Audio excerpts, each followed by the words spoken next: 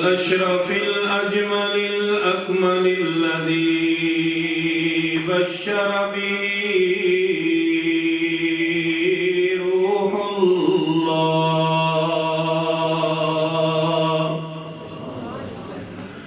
ووعظ له كليم الله ودعا له خليل الله وهو محبوب الرحمن وعين للأعيان سيدنا محمد المصطفى أحمد المجتبى شفيع المقام وعلي الأنام وعلى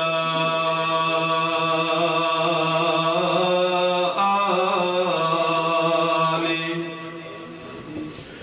وعلى آله وأصحابه الكرام أما بعد فأعوذ بالله من الشيطان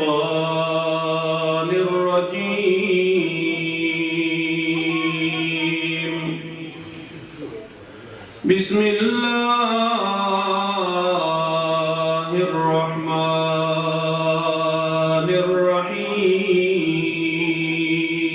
الرحيم قل إن كنتم تحبون الله فاتبعوني وقال النبي صلى الله تبارك وتعالى عليه وسلم من أحب سنتي فقد أحبني ومن أحبني كان معي في الجنة صدق الله مولانا العظيم وصدق رسوله النبي الكريم عرش و کرسی سے بالا ہے بام آپ کا آگے اللہ ہی جانے مقام آپ کا آپ کے ساتھ صدیق فاروق ہیں وہ ہے جنت جہاں ہے قیام آپ کا آپ جیسا کوئی دو جہاں میں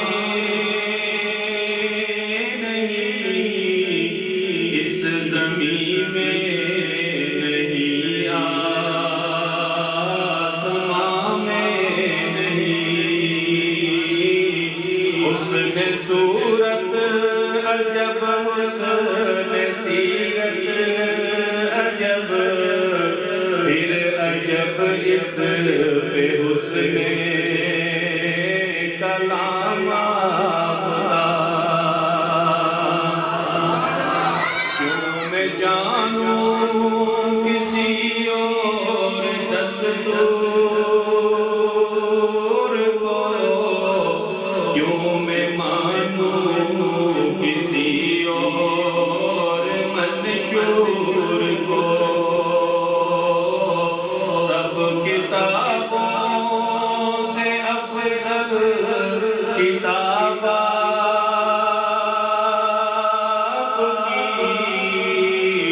سب سب نظاموں سے اعلیٰ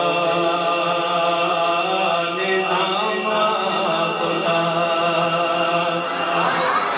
روضۂ پاک پر وہ کئی مرتبہ حاضری کا شرف ہے مجھے مل چکا باریابی کو دل پھر سے بے چین ہے جانے کب آئے گا اب پیام آپ کا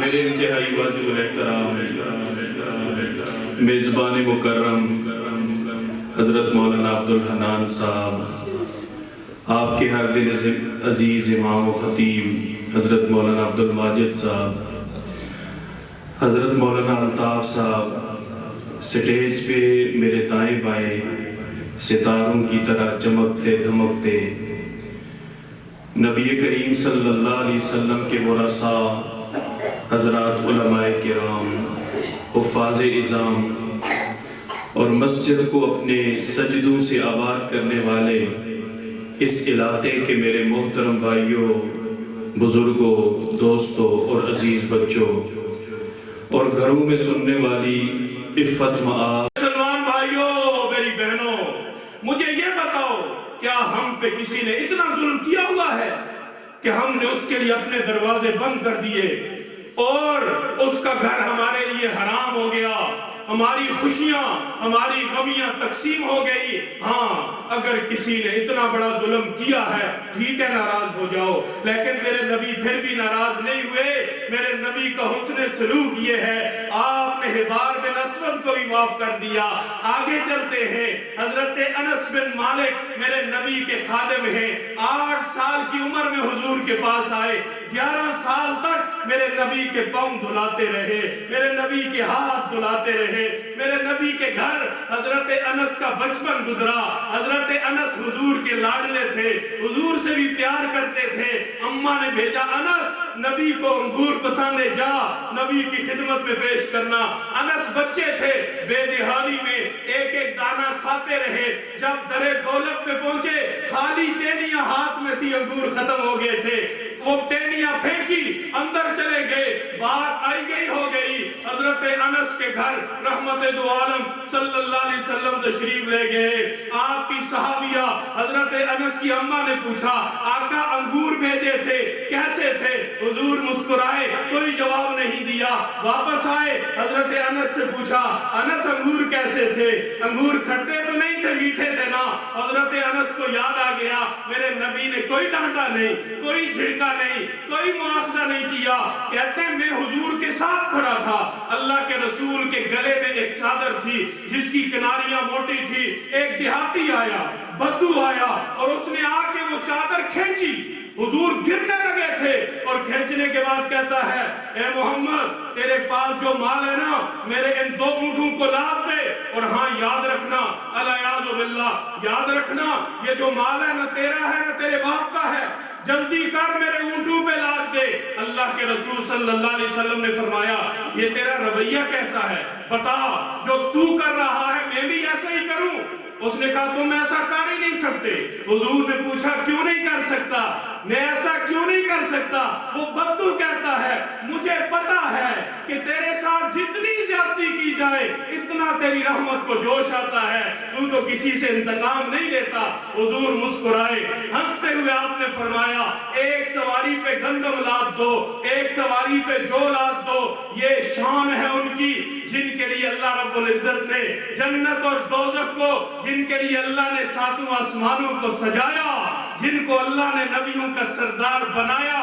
شان یہ ہے، ایک معمولی آدمی آ کے چادر سے پکڑ کے کھینچتا ہے۔ میرے نبی کے صحابہ موجود ہیں، ایک یہودی سے حضور نے قرضہ لیا، زید بن سونا اس کا نام ہے، 3 دن رہتے تھے. آ گیا, صحابہ کی موجودگی میں آ گیا اور اس نے حضور کے گلے میں پٹا ڈالا, کپڑا ڈالا اور ڈال کے یوں کھینچا. آقا دو جہاں کی آنکھوں کے ڈیرے باہر آ گئے اور کہتا کیا ہے؟ کہتا پیسے کیوں نہیں دیتے ہو؟ پیسے کیوں نہیں دیتے ہو؟ حضور خاموش ہے.